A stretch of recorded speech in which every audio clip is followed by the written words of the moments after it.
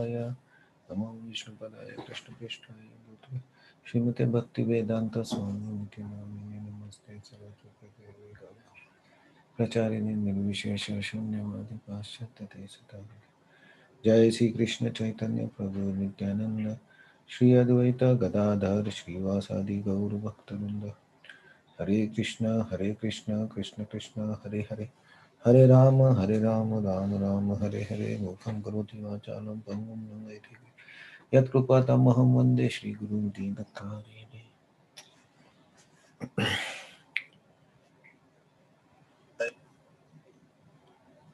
Hare Krishna. So today we'll see text number 24 of chapter 3 Karma Yoga. So let us see, chant the shloka.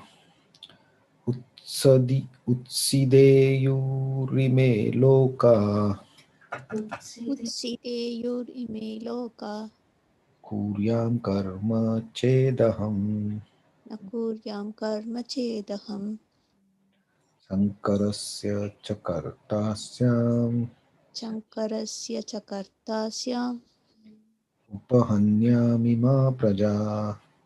उपहन्याम् इमा प्रजाः Utsideyurime loka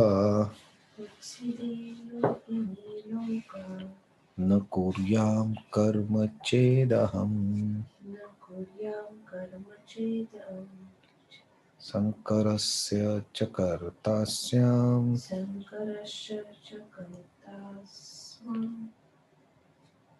उपहन्यम इमा प्रजा.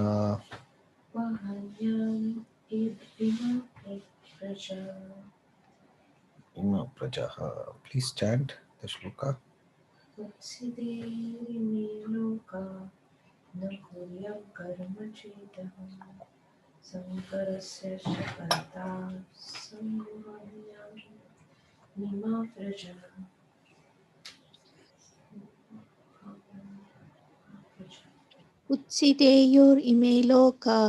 कुर्यां कर्म चेदहं शङ्करस्य च कर्तास्याम् उपहन्याम् इमा प्रजाः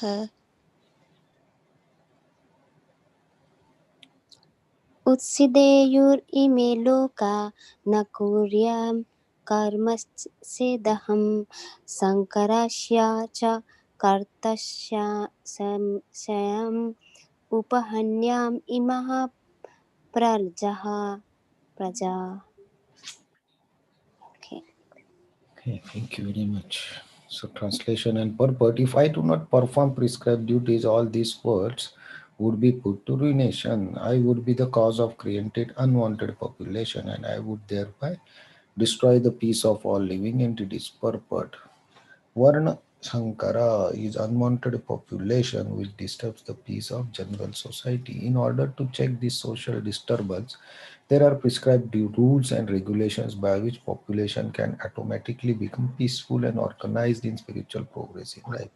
When Lord Krishna descends, naturally he deals with such rules and regulations in order to maintain the prestige and necessity of such important performances. The Lord is the father of all living entities, and if living entities are misguided, indirectly the responsibility goes to the Lord. Therefore, whenever there is general disregard of regulative principle, the Lord Himself descends and corrects the society. We should, however, note carefully that although we have to follow in the footsteps of the Lord, we still have to remember that we cannot imitate Him. Following and imitating are not on the same level.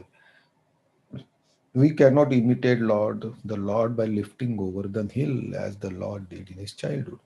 It is impossible for any human being. We have to follow His instructions. But we may not imitate Him at any time. Srimad Bhagavatam 10.33 30 and 34 now affirms Naitasam chare jatu manasapi hi anishvaraha vinashyati acharam maudyad yatha rudro abdi jam visham ishvarana vacha satyam tathaiva cha ritam kvachit tesham yad Savacho yuktam buddhimanas samacharet. One should simply follow the instructions of the Lord and his powerful servant. Their instructions are all good for us. Any unintelligent person will perform them as instructed.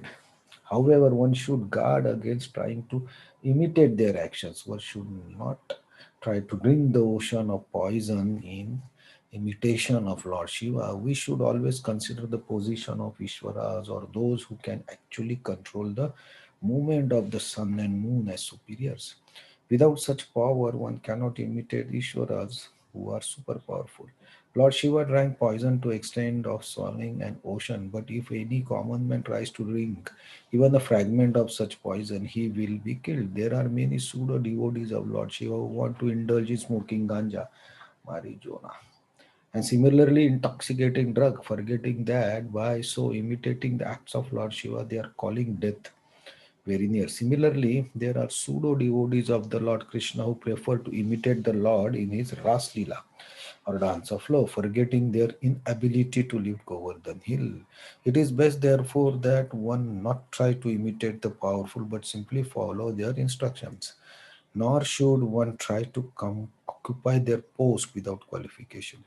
There are so many incarnations of God without the power of Supreme Godhead. So, Krishna continuing instruction by giving his own example that even if I am fully satisfied and I don't need anything from anyone, and I still do my duty, I still do my dharma when I am in this world. So here Krishna is continuing that if you don't do, what will happen? So yesterday shloka it was that being the king of Dwarka, if he don't perform his duties, common man will follow, and then the society will not be in peaceful condition. So here Krishna is giving more details about this. What will happen if he don't do the duty and if people follow, in general people follow those footsteps of not doing their duty or dharma.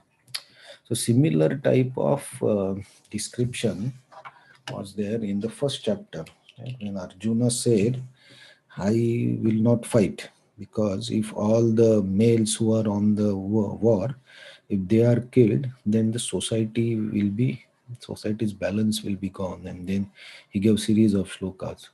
And there is mention of Varna Utsarga, like the unwanted children. Shankarasya, here the word uses unwanted population. So why this will happen? The varnashram dharma or the duties according to our nature. Dharma means duty according to our nature. So if we don't do those duties, then the males or people in general, they will, if they don't act in a dharmic way, they will do activities which are against the dharma. Because then the prescribed duty is actually designed so that our character or our nature is engaged in executing the dharma duties, and thereby we slowly progress towards realizing the spiritual identification. But if we don't do that activities, we will do adharmic activities which are against the scriptures.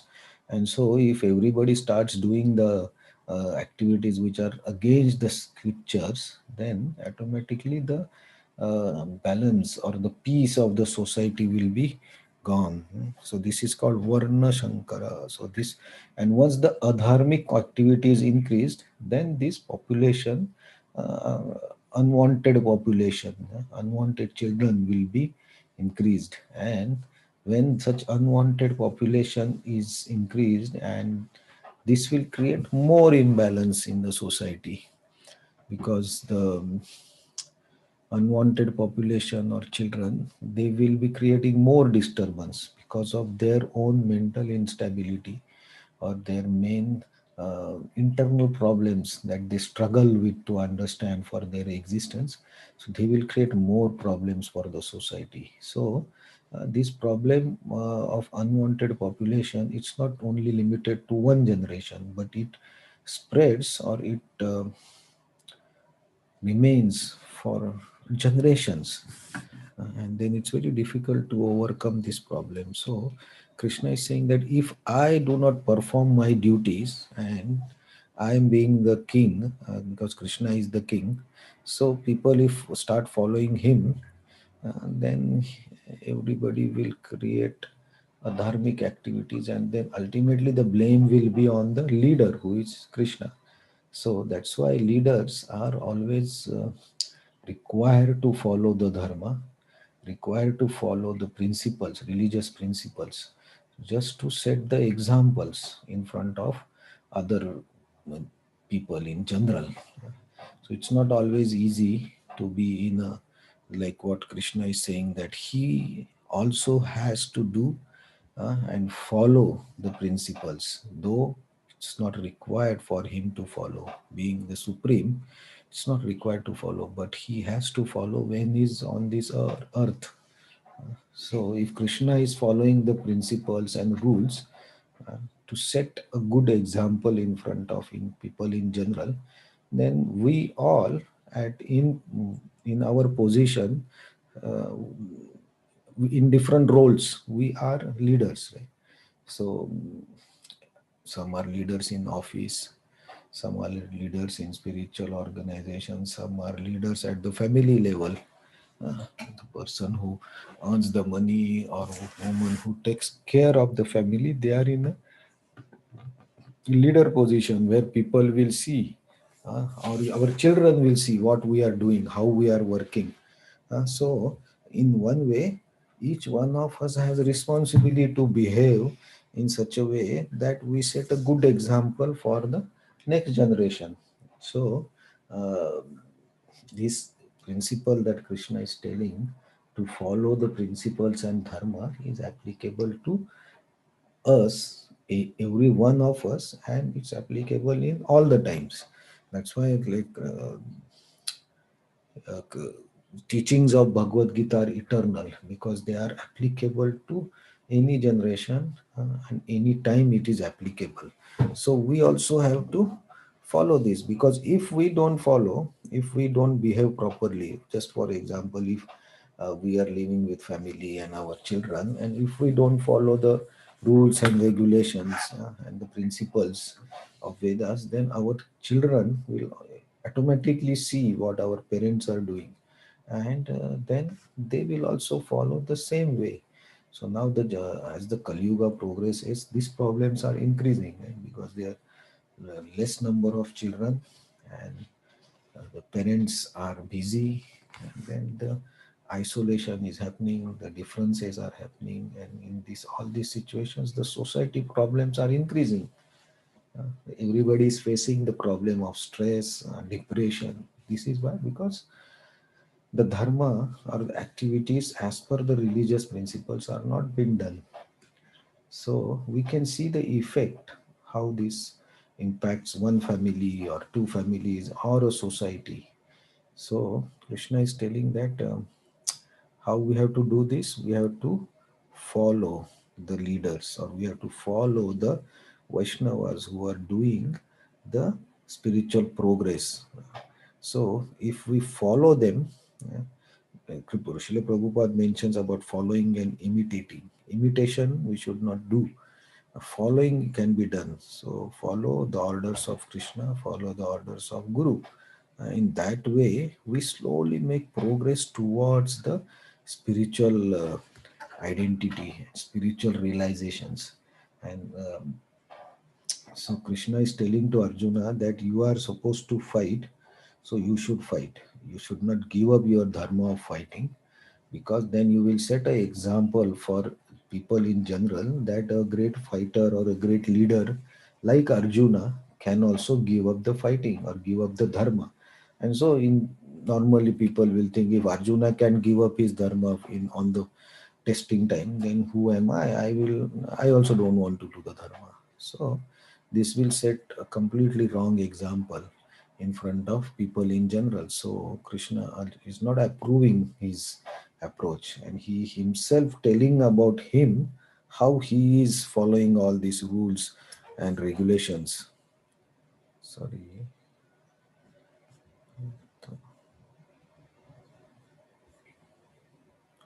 So now Krishna will tell to Arjuna more details about his approach and what Arjuna should do, so that he sets a good example, and how he can, by his act, help the people in general.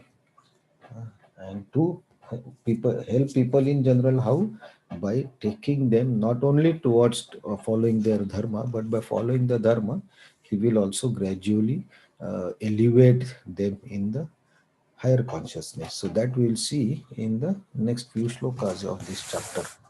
Thank you very much. So very practical shlokas, what Krishna has done, we have also to follow. So these instructions are easy to follow or observe around us. Thank you, Hare Krishna. Any comments or questions? It's nice to learn today that to imitate someone, it's if we have such a power like that person. So it's a nice lesson today that first we have to see how much strength or power we has to imitate someone. So Krishna nicely teaching this yoga about imitation. So yeah, so imitation. So actually saying like imitation um, is not advised, right? Srila Prabhupada also mentions. So Krishna is giving that lesson that we have to follow. So the point is like we should understand our real position, real identity. So we cannot say that I am Ishvara, I will do. Uh, so generally, people what they try to do, they try to satisfy their own desires uh, in name of imitating the God or the great personalities. But like Srila Prabhupada mentions, if you want to imitate, then you have to do all the activities, not just the activity that is suitable for you or that you enjoy. So that is very dangerous, because that will not elevate, but that will take us down in our consciousness and also in our progress to spiritual understandings. So imitation, if we have to stop the imitation, we have to understand our real position, then we will not do the imitation. It's very important point. Thank you very much.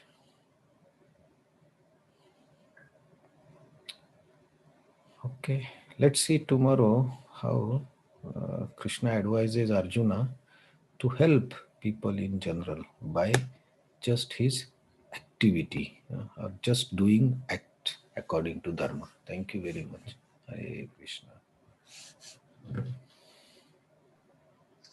Thank you, Hare Krishna. Thank you so much, Hare Krishna.